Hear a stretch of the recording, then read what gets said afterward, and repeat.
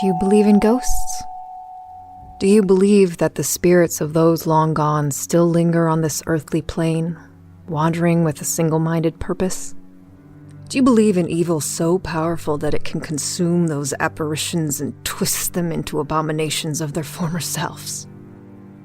There is a darkness that dwells in the center of the world, one that seeps its way up through the ground and forces itself into our lives. It hides wherever it can crawl into, hiding away as it grows and thrives, surrounding itself in gloom. This darkness isn't the kind that comes from the absence of light. It's the kind where malevolent forces flourish.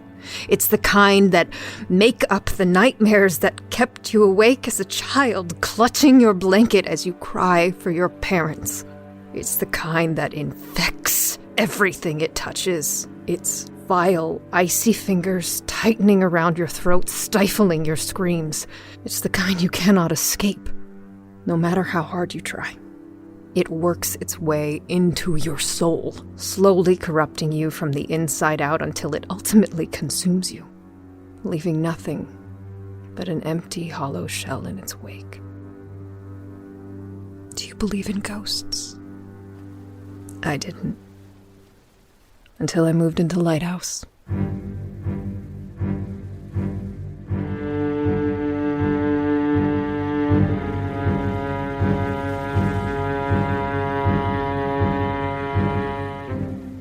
Lighthouse, a ghost story in 10 parts.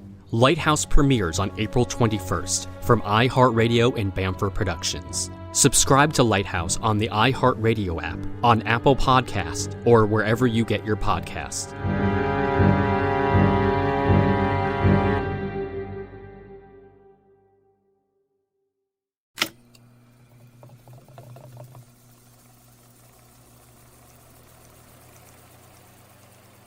The date is August 15th, 1938. Time is 3:17 p.m. This is Dr. Albright interviewing patient 382, file 0321257. Madeline. Madeline, do you know who I am? No.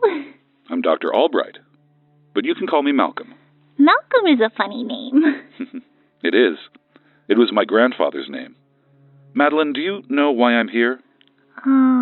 To play with me?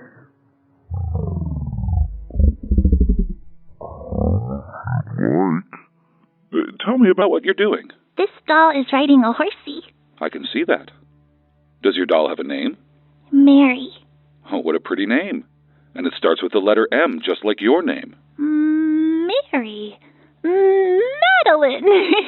They sound silly like that. They certainly do. Madeline, your parents are very worried about you. Yay! Madeline, did you hear me? They're worried about you. How come? Well, because of some of the things you've been saying, and the things you've been doing. And I'm here to help make sure that you're being safe, and that you're not really a danger to yourself. I'm safe.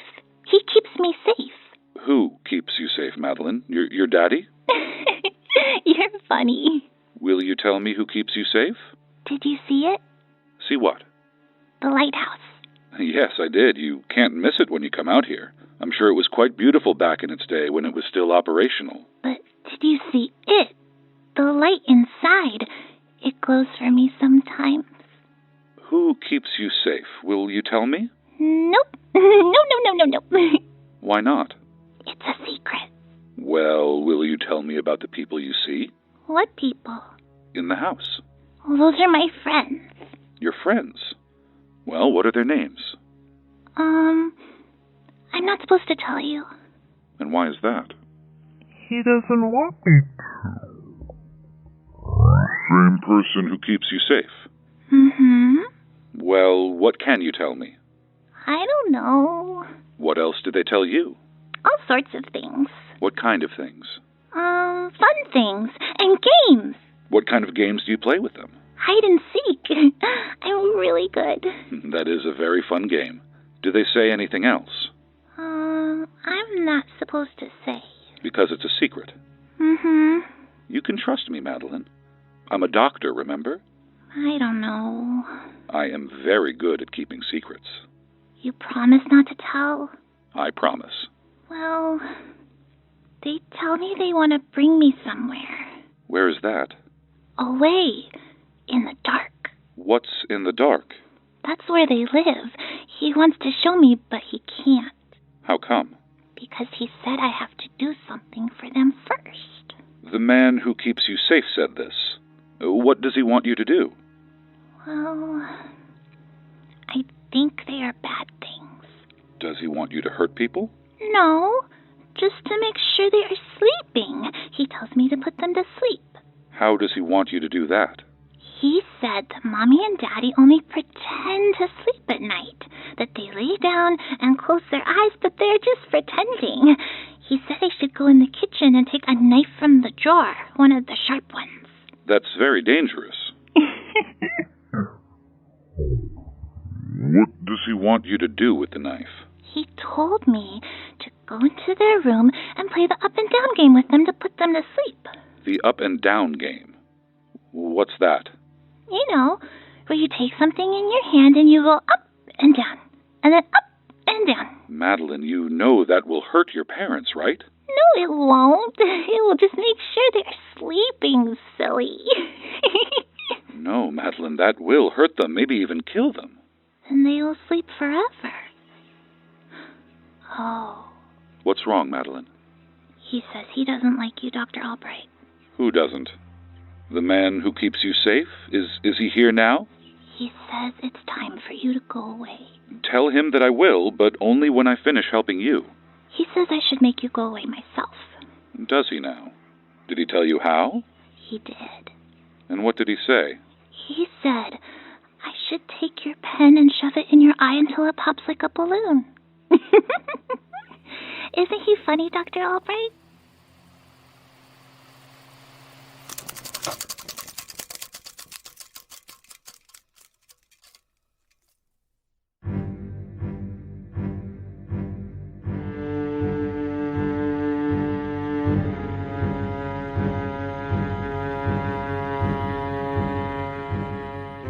Lighthouse, Chapter 1, 1963.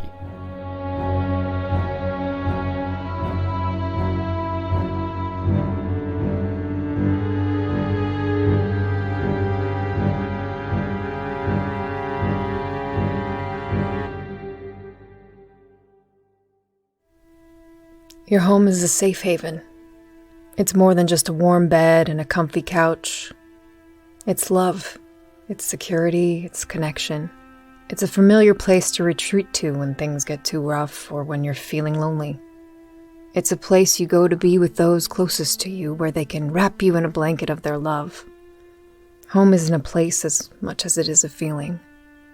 Home is where this story begins. I do not have a home. Instead, I only have pain, heartbreak, and a piece of myself missing that I can never get back. There is a darkness that dwells in the center of the world, that seeps its way up through the ground and forces itself into our lives. It hides in any place it can crawl into, hiding away as it grows and thrives, surrounding itself in gloom.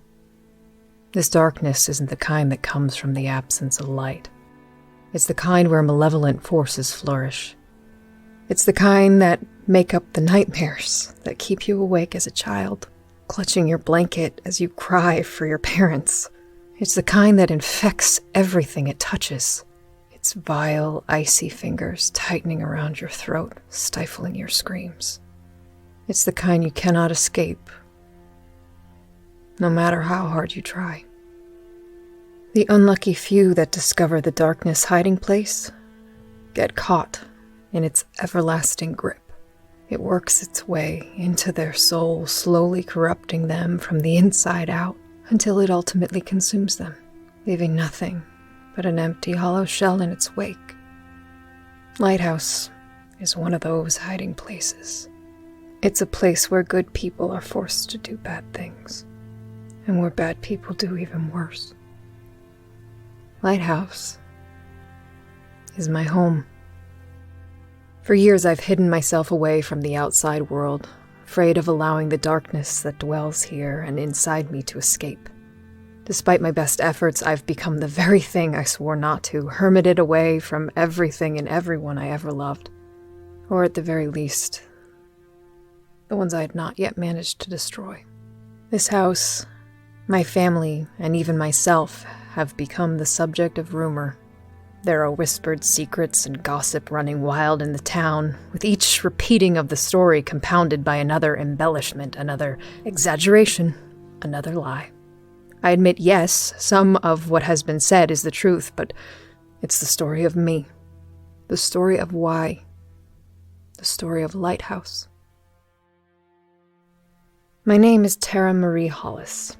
I was born in Hayworth, New Jersey in 1948.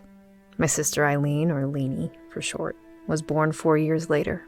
I don't remember much about my early years, just what was told to me. Life was difficult for us. My father was a salesman who worked hard to provide for his family. While he wasn't the best at his job, he did the best he could.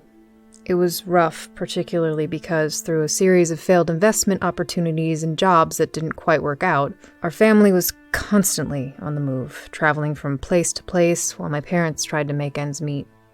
The other part was my fault. Before my sister was born, I was ill for most of my childhood. I don't remember much about it, but what I do remember was painful. A series of tests, long stretches in and out of the hospital, and lots of doctors. Not just medical ones, but plenty of psychiatrists and psychologists too. I was too young to understand it at the time, but they were concerned that something was wrong with my brain. It was too complicated for me to understand, but it boiled down to the fact that I saw things. There was some brief talk of it being hereditary, coming from my father's side. There was also talk of a tumor pressing up against my brain, causing the malfunction. There were even long stretches of me not remembering anything at all, a sort of blackout. However, I do know by the time I was 6, all seemed to be better because I no longer saw the doctors or the psychiatrists or even the inside of a hospital again. These medical issues, they strained my parents' finances. We didn't have much, but we had each other, and that's what mattered. The memories I do have of my early years are happy ones. My sister and I kept each other occupied while my parents did what they could to make sure we were surviving. They didn't have any family that they could ask for help, as my mother's side disowned her for marrying my father, and my father's family was mostly deceased. His only living relative was his grandmother, an eccentric, elderly recluse that he rarely spoke of, and that I'd never met. I wasn't aware of it at the time, but things started to get dire for our family. Money was stretched thin, and my parents had too many outstanding debts to keep us all afloat. We weren't quite at rock bottom yet, but we were mere inches away from it. However, just before all was lost, something serendipitous happened. My father's grandmother passed away. Not that her passing was something to celebrate, but it was a blessing in disguise. Not only did she leave a sizable amount of money to my father, she also left him their ancestral family home. I was 11 years old when I first laid my eyes on Lighthouse. My parents had argued for weeks leading up to it, as the decision to move there wasn't an easy one to make. My father was vehemently against it, and an argument about it was the first time I truly remember him losing his temper. He wanted nothing to do with the house, offering to sell it to the bank at an incredibly low price just to get rid of it and use the rest of the inheritance to buy us a more modest home elsewhere. My mother wanted him to be more sensible about it. Why waste money on a new home when there was a perfectly good one waiting for us that we could use? My father thought about it for a long time, rubbing an old scar he had on his right palm. Eventually, he yielded to her, and we began the journey to our new home. It was a warm winter day in 1963 when we finally arrived. As our car pulled through the massive entry gates, I caught my first glimpse of Lighthouse. My mind couldn't fully comprehend it. It was like something out of a fairy tale or an old story. Even at such a distance, it was the biggest house I had ever laid eyes on, and my breath caught in my throat as I craned my neck to see it all. We drove closer, but the driveway seemed to stretch on forever, giving the house a sense of isolation. The front of the house was mostly barren from years of neglect, with a sea of dead grass surrounding it. The only other thing visible from the front was an ancient red oak tree, as if it was standing guard over the house. The house itself had 3 stories that loomed over the grounds, with its unique Victorian style being nothing like I'd ever seen before. It seemed more like a castle than a house, with a tower that reached for the sky on the left side of the house, with steep gabled roofs surrounding it. My eyes were pulled up further as the complex roofline seemed more for visual effect than practical design. The windows all seemed to be their own distinct shape and size as you went up. The first floors were larger, with bay windows and a large solarium making up most of them. The second floor had more eyebrow windows with curved shapes about the traditional windows, while the third floor got a bit smaller. I could see a hint of stained glass on the right side and was thrilled to finally see something so wonderfully beautiful in person.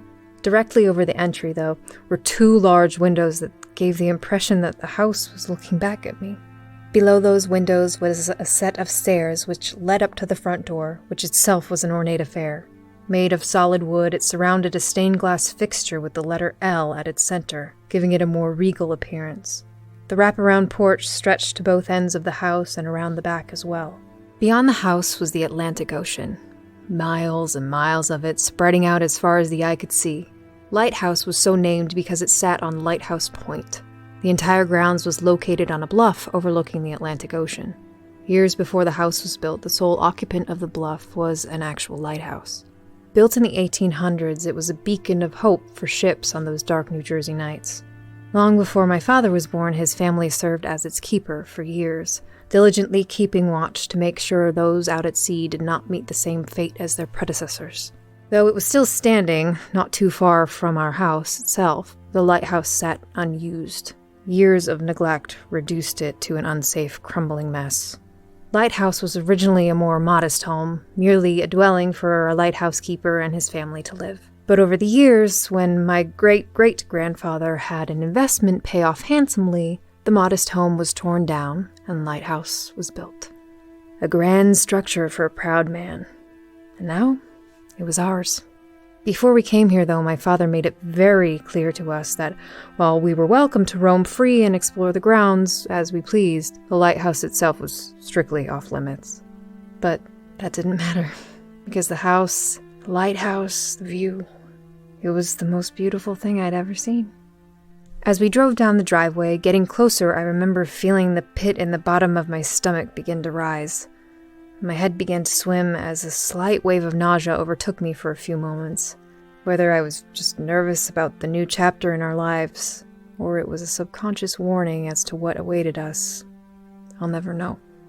However, I wasn't the only one to feel uneasy. As we pulled in front of the stairs, my father stopped the car. I got out and went around to Leanie's side to help her, but I noticed she looked a bit green as well. "What's wrong?" I asked her, hoping she was not carsick from her long journey. Her eyes were locked upward as if she was in an intense staring contest with someone or something. "There's a man in the window up there," she said. "A man wearing a hat." "Don't be silly. The house has been empty for months. No one lives here but us now." "It's not empty. Look." She pointed upward, and I looked in that direction toward the window on the 3rd story that looked like eyes. I couldn't see anything. My sister, whether from an overactive imagination or not, was often prone to seeing things. A few years ago, I taught her a trick to try to help with this, to distinguish reality from otherwise. "What did I teach you about when you see things that might not really be there?" I asked her, reminding her of a technique a psychiatrist taught me years ago. "To close my eyes and count to 5, she said. "And then," I pushed further, "and then open them again, and it will be gone." I smiled at her, glad she remembered. "Try it now," I suggested. Leanie squeezed her eyes shut and began to count to 5. 1, 2, 3, 4, 5. A moment after she finished, she opened her eyes again, looking back toward the window. "It didn't work, Tara. Look." I took another look. But this time, it was different. Hiding behind the sheer curtains, I could make out a shape standing there.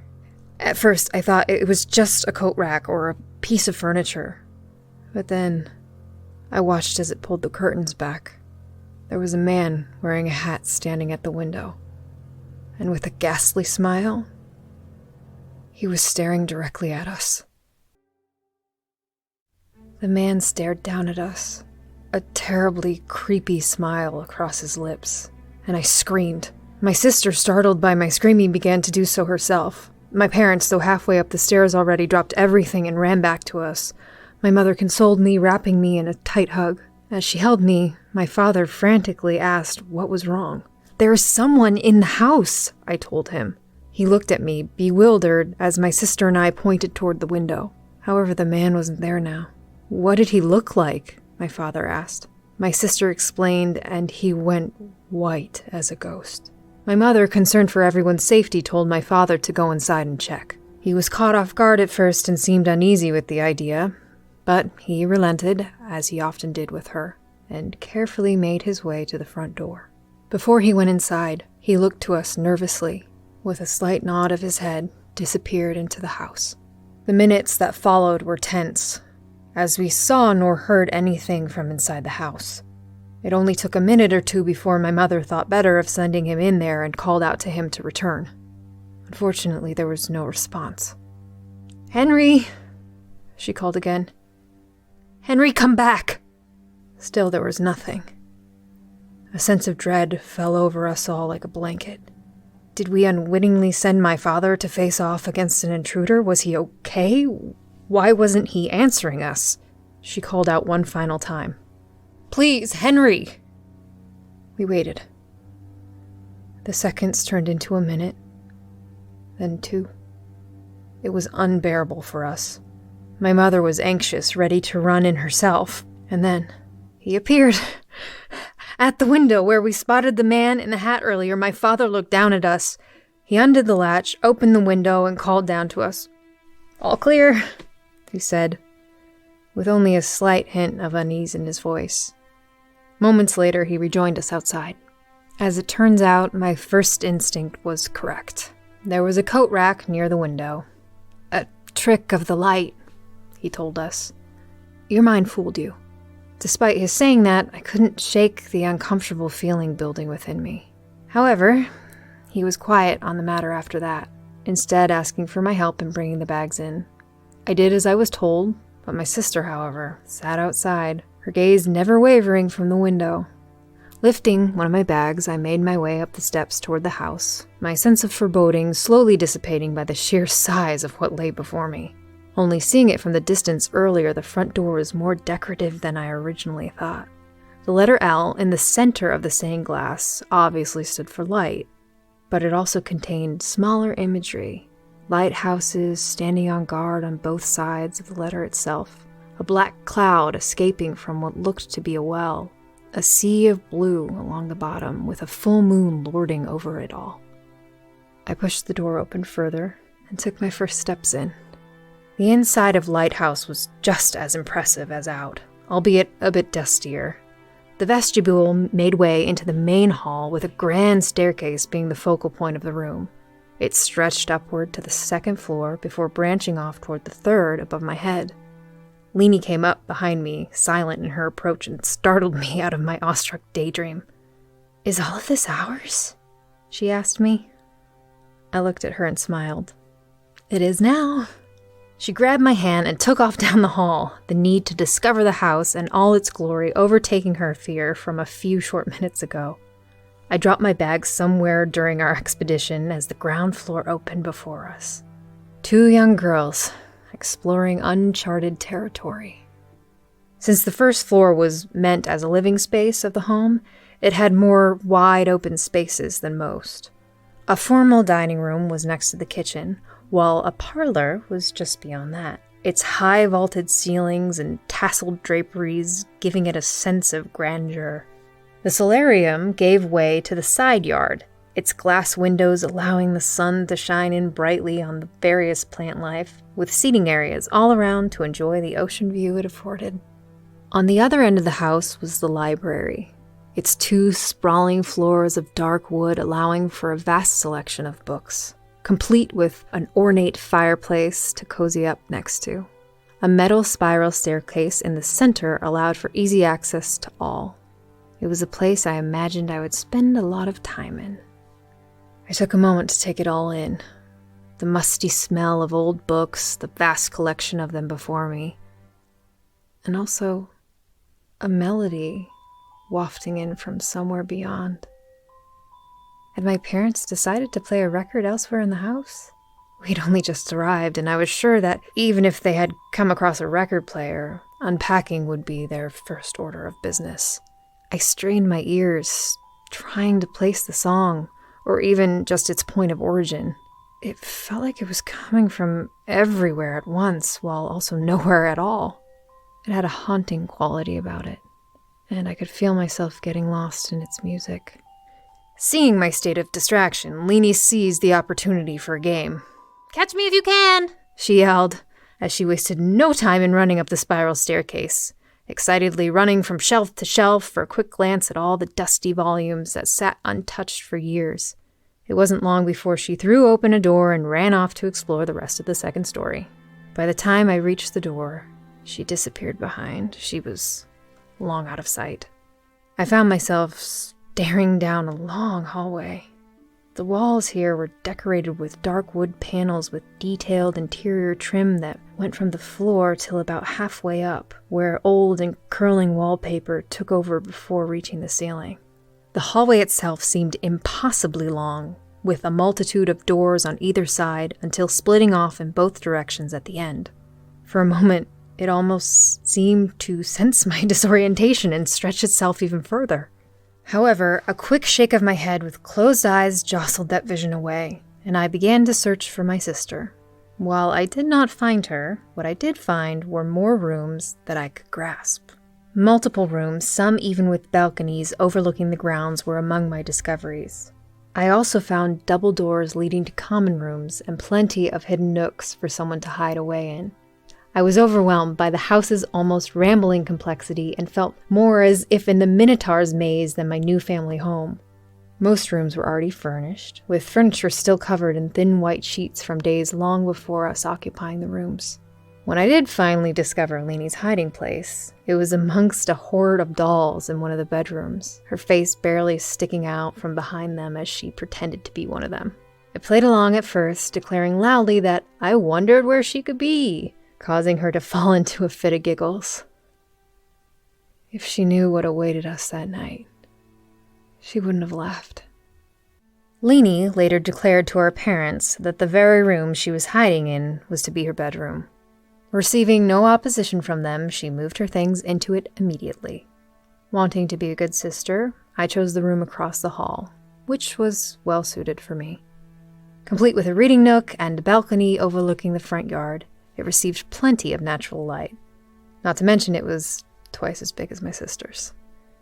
I wish I could say that that first night in our new home was uneventful. After hours of unpacking and settling in, we were all thoroughly exhausted from our long day. I fell asleep almost instantly, my body sinking into the bed with ease. I don't recall the exact time it happened, but I awoke to Leanie climbing into bed with me. I assumed she was just a bit nervous about sleeping alone in a new house, but when I heard a soft sob, I knew it was something else. "What's wrong?" I said to her, as she buried her head in my pillow. "I saw him again," she replied, fighting back tears. "Saw who?" I asked, not fully comprehending what she meant. "The man in the hat." As soon as the words escaped from her lips, I felt a chill run down my spine. He was standing in my doorway, watching me sleep. "When?" I asked, my hackles raising, concerned that there was an intruder in our home. "Just now." I closed my eyes and counted to 5 until he was gone, and when he was, I ran here. Even in the darkness, I could feel her eyes welling with tears as she stared at me. Despite the fact that our father did not find anyone earlier, I felt the need to check for myself. At the very least, I needed to tell my parents. After I reassured her that everything was going to be okay, I crept to the door. The hallway was empty, the shadows my only companion. Looking toward my right was a bit easier, as my mother had enough foresight to plug in a nightlight earlier. This turned out to be both a blessing and a curse, because as my eyes adjusted, I made out a dark shape toward the end of the hall. At first I thought it was a trick of the light, but movement caused me to realize otherwise. Coming out of the darkness was exactly what my sister exclaimed it to be. A man wearing a hat. Though down the hall, I could tell that he was dressed almost in Edwardian fashion, with a bowler hat atop his head, and his feet didn't seem to touch the floor. Instead, he gently floated a few inches above it. I instinctively leaned back, startled at the sight before me. This couldn't be real. This couldn't be happening. Using my own advice, I closed my eyes and I counted to 5. 1, 2, 3, 4, 5. I hesitated only a moment before taking another look, and I regretted it as soon as I did. The man in the hat was still there. He was now standing before my parents' bedroom, and I watched in horror as he reached out to open it. Startled by this, I fell back against the door frame. I tried to be silent, but Lighthouse, being as old as it was, wasn't conducive to being quiet. My foot landed on an old floorboard, and it creaked. A panic set over me as I saw the man in the hat's head begin to turn in my direction. Without wasting any time, I slammed my door shut and shoved the bolt into the lock position. I ran to my bed, jumped in next to my sister, and pulled the covers up over my head. Leanie could tell I was terrified, and she responded in kind. "Tara, what's wrong?" she asked in a panic. "Be quiet," I hissed. And she was. Both of us sat there holding each other in the darkness beneath the sheets, hoping against all hope that whatever that thing was would pass us by. Every second we waited seemed to stretch on for an hour. Every slight rustle of the sheets was like a deafening roar. After what felt like days, I poked my head out. I was greeted only by silence. Stealing a quick glance, I could see the nightlight from the hall spilling in from beneath my door, a small triangle of hope in the darkness of night. My sister took a peek as well. We were safe. We relaxed a tiny bit, coming out from beneath the blanket. Though the threat of the man in the hat came from the door, my eyes were drawn to the night. Outside my windows, beyond the balcony, stood the lighthouse. It stood silently in the darkness, a long, dormant guardian, until it wasn't.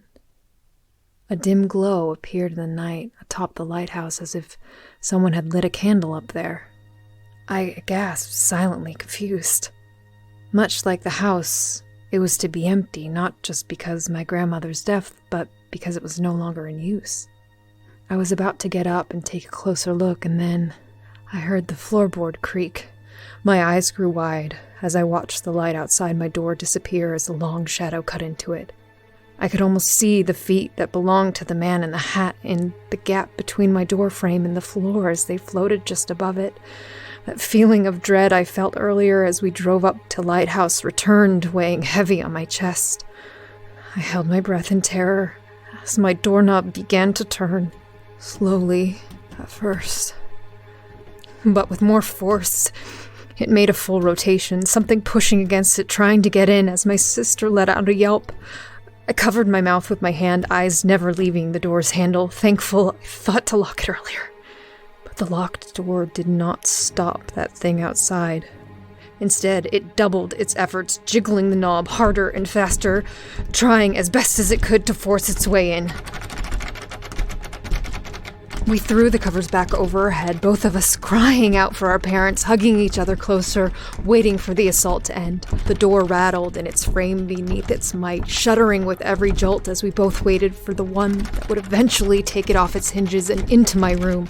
It went on and on and on, never ending in our minds, driving us to the edge of our sanity until eventually it subsided. Neither of us moved a muscle, even well after it ended. We were both too scared and too tired to even consider it. At some point, I'm not sure when, we both drifted off to sleep, still holding each other close beneath the covers. It should come of no surprise that I didn't sleep well, tossing and turning until the sun made its first appearance on the horizon. Its first rays of warm light were a welcome respite from the night. In the clarity of the morning, it almost seemed like the terror from the night before wasn't as bad as we remembered it to be. Perhaps it was nothing more than an incredibly vivid dream. But deep inside, I knew that wasn't the truth. Even after my sister awoke, her face still streaked with tears of terror. I knew what we had experienced was real. I should have savored that night. I should have enjoyed what little sleep we did manage to get. I should have told my parents as soon as it happened and not waited until the next day. But I didn't do any of those things, which, despite my youth, made me complicit in what was to come. Because now that lighthouse had us in its grasp, it wasn't going to let us go.